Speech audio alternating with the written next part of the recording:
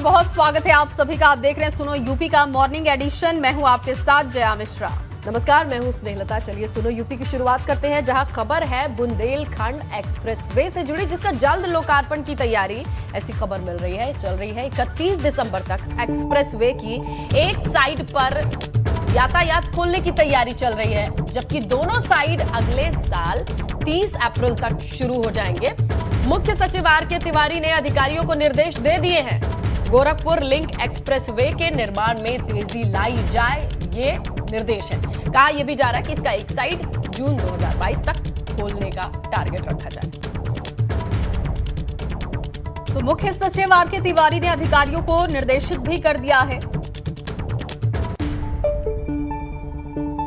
और आपको बताएं कि बुंदेलखंड एक्सप्रेसवे, जिसका जल्द लोकार्पण करने की तैयारी है। 31 दिसंबर तक एक्सप्रेसवे की एक साइड पर यातायात खोलने की तैयारी की गई है, यह लक्ष्य तय किया गया है।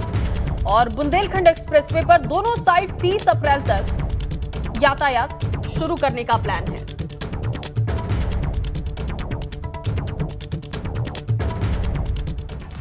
वहीं यूपी विधानसभा चुनाव को लेकर हर सियासी पार्टी अपना चक्रव्यूह बनाने की कोशिशों में जुटी हुई है। 2022 विधानसभा चुनाव में जिस तरीके से सभी राजनीतिक दल अलग अलग जातीय सम्मेलन करने में जुटे हुए हैं, सम्मान समारोह कर रहे हैं। बिल्कुल जया, इस बात को भी बताना होगा कि इस बार भी लगता है जातिगत समीकरण हावी ही रहेगा।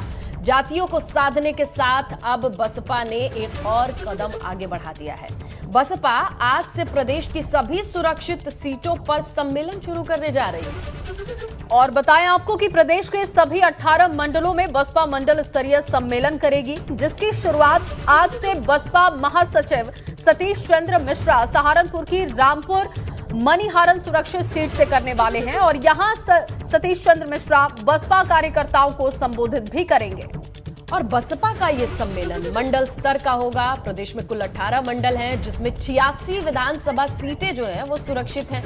तो उधर भारतीय जनता पार्टी भी आज से सभी 6 क्षेत्रों के अनुसूचित वर्ग के युवा उद्यमियों, व्यापारियों, नौकरशाहों, लेखकों और रिटायर्ड ऑफिसर्स को, सामाजिक संगठन को, ऐसे लोगों को, प्रबुद्ध लोगों को जोड़ करके देख रही है और उनको इकट्ठा करके उनके साथ संवाद करेगी। और आज लखनऊ से पार्टी के कार्यालय से अवध क्षेत्र के सामाजिक संवाद कार्यक्रम की जया शुरुआत भी हो जाएगी। बिल्कुल।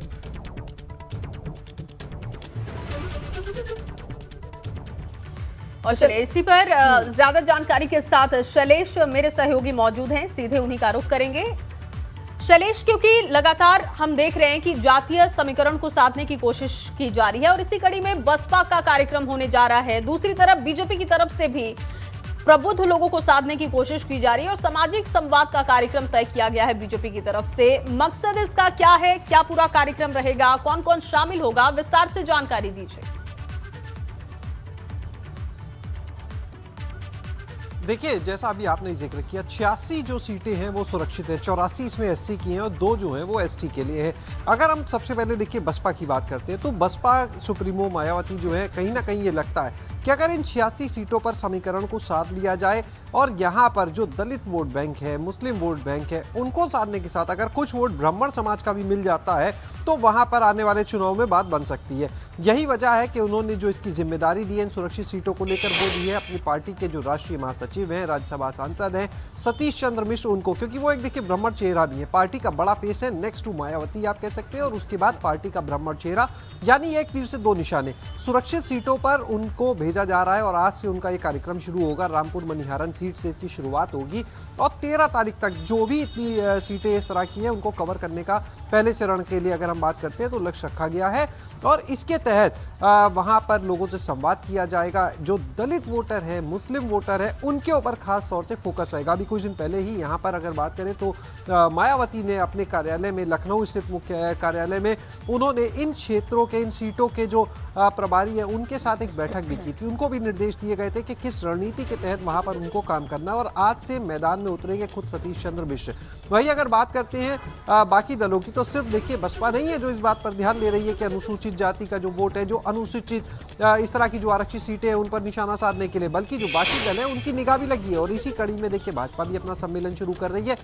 फर्क ये है कि बसपा की जो रणनीति है वो अलग अलग, वो मंडलवार है और अगर भाजपा की नीति को हम देखते हैं, जो स्ट्रैटेजी है वो क्षेत्रवार है। मंडल 18 है, क्षेत्र 6 है, यानी उनका जो प्लान है वो सभी 18 मंडल के ऊपर अलग अलग कार्यक्रम का है, जबकि भाजपा जो है वो 6 क्षेत्रों पे शुरुआत करेगी और आज से अवध क्षेत्र से इसकी शुरुआत होनी है। लखनऊ स्थित जो प्रदेश कार्यालय वहाँ पर सम्मेलन होगा, जिसमें जो प्रबुद्ध वर्ग के, चाहे वो युवा व्यवसायी हो सकते हैं, उद्योगपति हो सकते हैं, इससे जुड़े हुए बाकी बात करें चिकित्सक हो सकते हैं या प्रबुद्ध वर्ग में लेखक हो सकते हैं, साहित्यकार हो सकते हैं, जो भी प्रबुद्ध वर्ग के लोग हैं उनके थ्रू ये मैसेज कन्वे किया जाएगा। क्योंकि इससे पहले भी देखिए जो भाजपा के सम्मेलन हुए हैं, अगर आप देखें तो उनमें प्रबुद्ध वर्ग को लेकर ही उन्होंने अपना काम किया है। उनका ये मानना है कि अगर किसी भी क्षेत्र के जो प्रबुद्ध समाज के लोग हैं उनको साथ लिया जाए तो उनके माध्यम से ये मैसेज जो है वो बाकी लोगों तक पहुंचाना आसान होगा। बिल्कुल शैलेश, ये किसी से नहीं छुपा है कि प्रबुद्ध वर्ग का एक अपना अच्छा खासा इन्फ्लुएंस भी होता है, उनका अपना एक सोशल सर्कल होता है।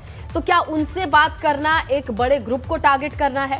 इसी कोशिश में तमाम पार्टियां दिखाई देती हैं और एक एक करके पार्टियां लाइन में लगी हुई हैं। आप हमारे साथ बने रहिएगा शैलेश, आगे भी हम आपसे अपडेट लेंगे, लेकिन आगे बढ़ते हैं और रुख करते हैं अगली खबर का। आज का दिन यूपी की महिलाओं के लिए बहुत स्पेशल होने वाला है, क्योंकि आज कांग्रेस महिलाओं को लेकर अपना घोषणा पत्र जारी करने वाली है, जिसमें प्रियंका गांधी के 40% आरक्षण से लेकर फ्री स्कूटी का प्लान शामिल है।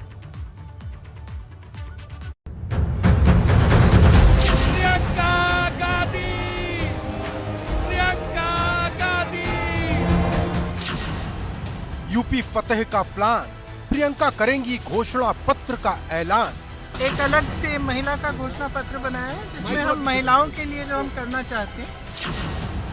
आधी आबादी पर दांव, क्या यूपी में बढ़ेगा कांग्रेस का भाव?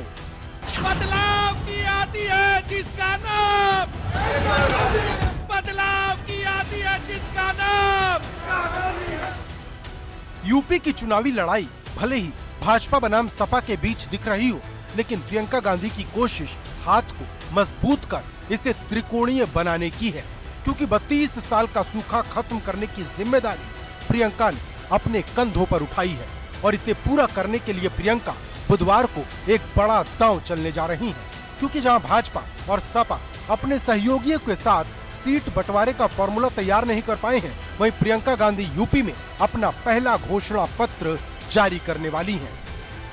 आगामी विधानसभा चुनाव को लेकर कांग्रेस अपनी तैयारियों को अंतिम रूप देने में लगी हुई है। जो पार्टी का घोषणा पत्र है उसको अब अंतिम रूप दिया जा रहा है। कांग्रेस महासचिव और उत्तर प्रदेश की प्रभारी प्रियंका गांधी वाड्रा लखनऊ में है और लगातार यहां पर बैठकों का सिलसिला जारी है। घोषणा पत्र समिति की बैठक हुई, उसके बाद अगर आज की बात करें तो स्ट्रैटेजी कमेटी, चार्जशीट कमेटी और तमाम यहाँ पर बैठकें हुई और प्रियंका गांधी ने ये ऐलान किया कि पार्टी महिलाओं के लिए जो उसका घोषणा पत्र है उसको जारी करेगी। जानकारी के मुताबिक कांग्रेस के इस घोषणा पत्र में महिलाओं पर जोर होगा, क्योंकि प्रियंका पहले ही 40% महिलाओं को चुनाव लड़ाने और फ्री स्कूटी जैसे वादे कर चुकी हैं। एक अलग से महिला का घोषणा पत्र बनाया है, जिसमें हम महिलाओं के लिए जो हम करना चाहते हैं जी, वो खास एक अलग घोषणा पत्र बनाया है, उसको हम कल जारी करेंगे। कांग्रेस का ये घोषणा पत्र कितना अलग होगा ये आने वाले वक्त में साफ होगा, पर जिस तरह से प्रियंका महिलाओं पर दांव चल रही हैं, उससे एक बात तो साफ है कि प्रियंका एक नई राजनीति की शुरुआत करने की कोशिश में है, जिससे दूसरे राजनीतिक दल अभी तक बचते रहे हैं। लेकिन क्या इससे यूपी में कांग्रेस का 3 दशक का सूखा खत्म होगा? क्योंकि प्रियंका जितना लोगों को जोड़ नहीं पा रही, उससे ज्यादा पार्टी के नेता छोड़कर उनका साथ जा चुके हैं। वहीं एक सवाल इस बात का भी है कि क्या अकेले प्रियंका यूपी में कुछ बड़ा कर पाएंगी? क्योंकि पिछली बार कांग्रेस ने सपा के साथ मिलकर चुनाव लड़ा था, उसके बाद भी कांग्रेस दहाई का आंकड़ा तक न छू पाई। लखनऊ से शैलेश अरोड़ा के साथ ब्यूरो रिपोर्ट, ABP गंगा। तो आज प्रियंका गांधी मैनिफेस्टो जारी करने जा रही हैं। महिलाओं के लिए क्या बड़े वादे होंगे ये देखना होगा, लेकिन इस वक्त ताजा अपडेट क्या है, कब मैनिफेस्टो जारी होगा, ये बताने के लिए शैलेश हमारे साथ लगातार बने हुए हैं।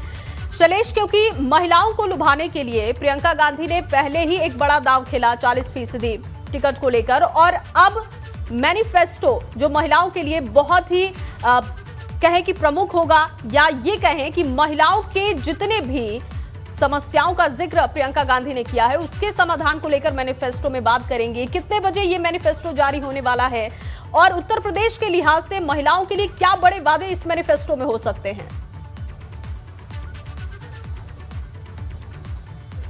देखिए, दोपहर 12 बजे प्रियंका गांधी प्रेस कॉन्फ्रेंस करेंगी, यही लखनऊ में उनकी प्रेस कॉन्फ्रेंस है और उसी में इस घोषणा पत्र का ऐलान किया जाएगा जो मैनिफेस्टो है पार्टी का महिलाओं के लिए। देखिए, हम बार बार एक बात कहेंगे, महिलाओं के लिए उसका ऐलान किया जाएगा।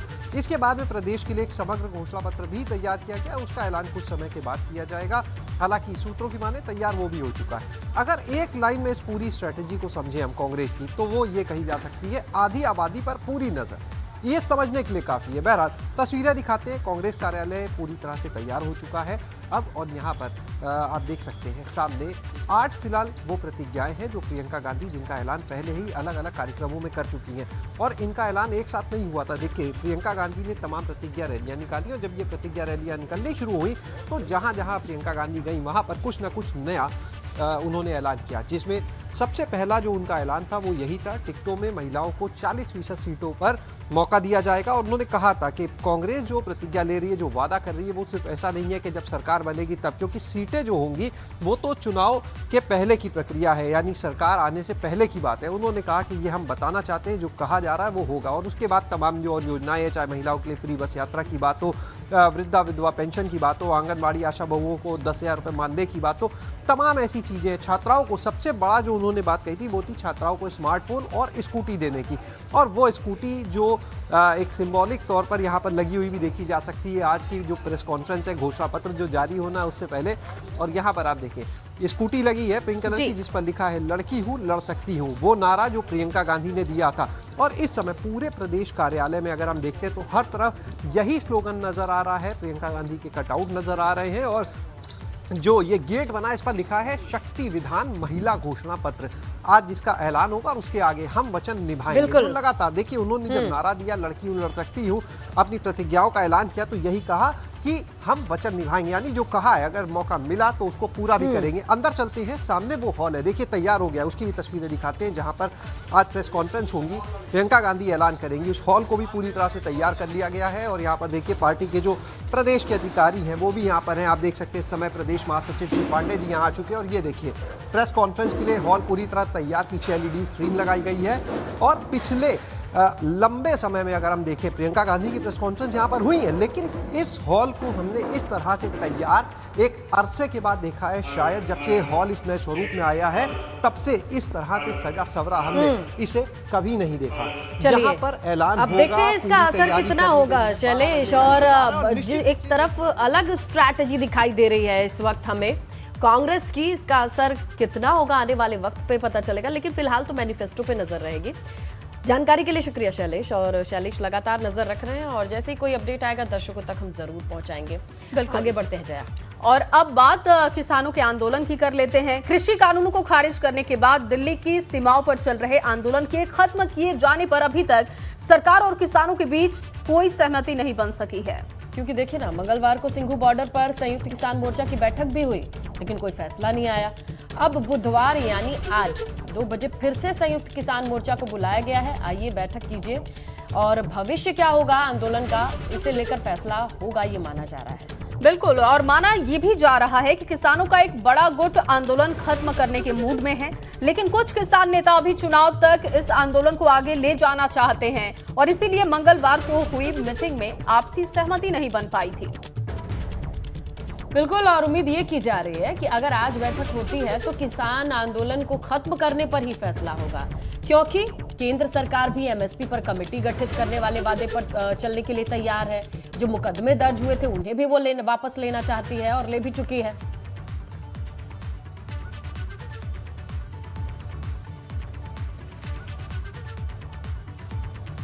और इसी खबर पर ज्यादा डिटेल के लिए ग्राउंड से हमारे सहयोगी जुड़ चुके हैं और शक्ति हैं गाजीपुर बॉर्डर से, बलराम है सिंघू से, अविनाश भी गाजीपुर से। शक्ति का रुख करेंगे और जानने की कोशिश करेंगे। शक्ति, अभी भी तस्वीरें दिखाइए, बताइए और किसानों से बातचीत करने पर क्या पता चल रहा है? देखिए, सबसे पहले मैं आपसे बात कराता हूं, राकेश टिकैत जी हमारे साथ हैं और राकेश टिकैत जी वो चेहरा है जो इस किसान आंदोलन का सबसे बड़ा चेहरा उभर कर आए हैं। राकेश जी, आज की एक अहम बैठक होने वाली है।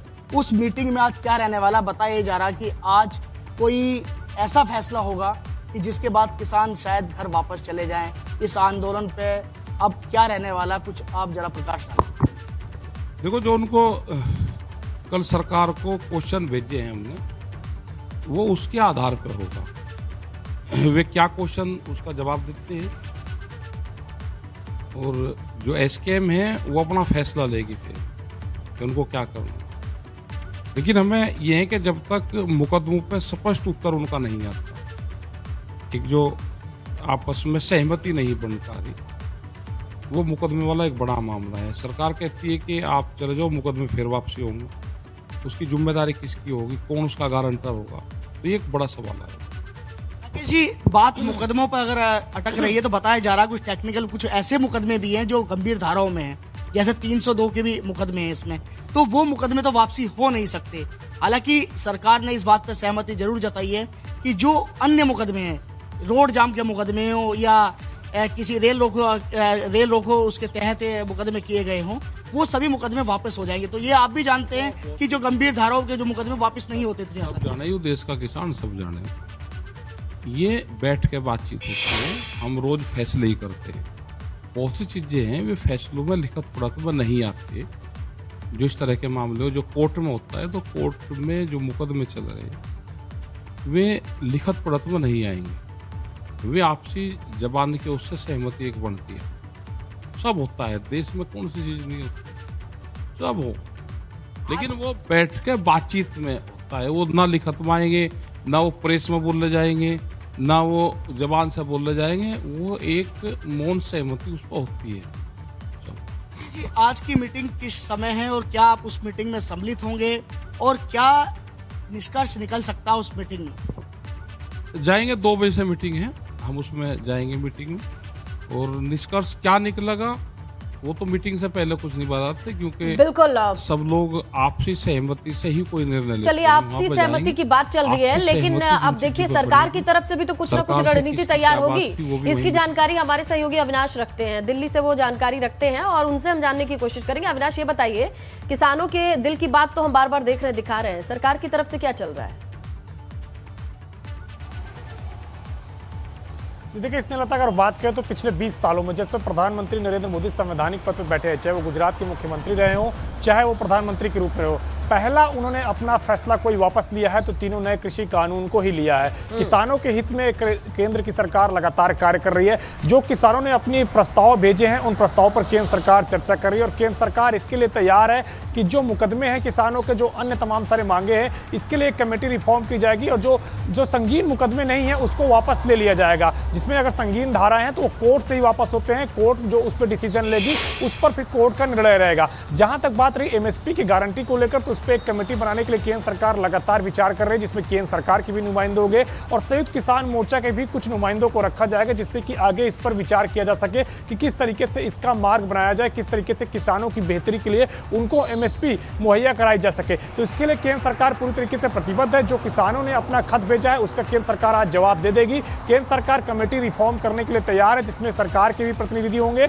और किसानों के भी प्रतिनिधि होंगे, जो आगे किसानों की तमाम सारी समस्याओं को लेकर के चर्चा करेंगे, उसका समाधान किस तरीके से होता है उसको लेकर के चर्चा करेंगे। तो जाहिर तौर से बात है, जब 2 बजे संयुक्त किसान मोर्चा बैठेगा तब तक उनको जवाब मिल चुका होगा केंद्र सरकार को, फिर आगे उनको निर्णय करना है किस तरीके से आगे बढ़ना है। बिल्कुल, क्योंकि अविनाश, जो आज बैठक होने वाली है, राकेश टिकैत भी कह रहे हैं कि आपसी सहमति से कोई ना कोई फैसला हम कर लेंगे, तो देखना होगा कि आज क्या बैठक से कोई फैसला निकलता है। सिंघू बॉर्डर का रुख करूंगी, बलराम वहां पर मौजूद हैं। बलराम, क्या अपडेट है सिंघू बॉर्डर से?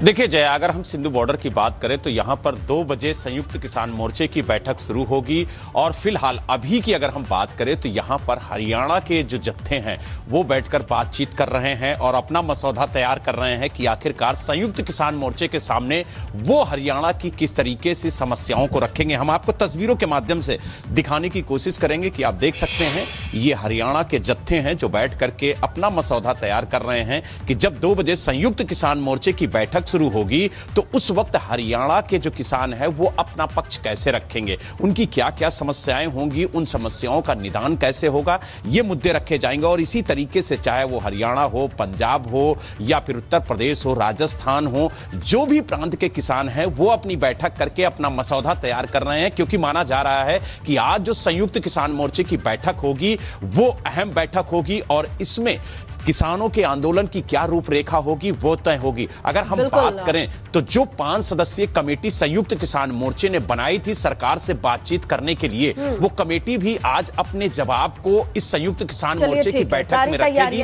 प्रशासन की भी और किसानों की भी।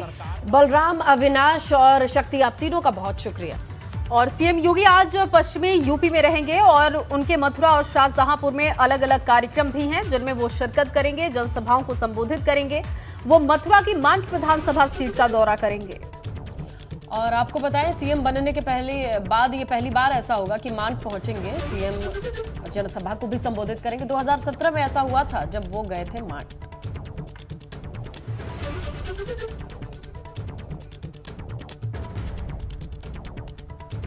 तो चलिए आज किस तरीके की तैयारी है मांझ में इस जनसभा को लेके नितिन से जानेंगे। हमारे सहयोगी नितिन इस वक्त मौजूद हैं। नितिन, जरा बताइए, दिखाइए कितनी तैयारी है। देखिए, बिल्कुल मैं तस्वीरों के जरिए दिखाना चाह रहा हूं कि किस तरह की तैयारियां। देखिए, एक भव्य पंडाल लगाया गया है और करीब 196 परियोजनाओं की सौगात मुख्यमंत्री देने जा रहे हैं, जो 201 करोड़ की ये योजनाएं हैं। देखिए, मांझ विधानसभा भारतीय जनता पार्टी के हिसाब से इसलिए ज़्यादा मजबूत हैं कि ब्रज क्षेत्र में बीजेपी ने 65 विधानसभा में से 60 सीटें जीतने का, 60 से ज़्यादा सीटें जीतने का लक्ष्य रखा है। 2017 में 57 विधानसभाएं जीती थी। लेकिन सवाल ये है कि मांझ एक ऐसी विधानसभा है कि जहाँ से 1989 से लगातार श्याम सुंदर शर्मा अलग अलग दलों से जीतते रहे हैं। दल कोई भी रहा हो, निर्दलीय रहा हो या बहुत छोटे दल रहे हों, लेकिन वो लगातार जीते रहे। अगर 2012 में जरूर यहाँ से जयंत चौधरी यहाँ से विधायक बने, लेकिन चूंकि वो मथुरा से सांसद थे इसलिए उन्होंने सीट छोड़ दी थी और बाई इलेक्शन में एक बार फिर से श्याम सुंदर शर्मा जी। तो कहा जाता है कि सरकार कोई भी आए, लेकिन यहाँ मांझ में जो कहा जाए राजनीतिक जो बयार है वो शर्मा जी की बहती है। यहाँ उनको कहा जाता है कि ये मथुरा के चाणक्य हैं, राजनीतिक क्रोध आए तो ऐसे सीएम आ रहे हैं। कितनी बयार बदलेगी ये तो आने वाला वक्त बताएगा। फिलहाल आप नजर बनाए रखिएगा। नितिन, आपका शुक्रिया।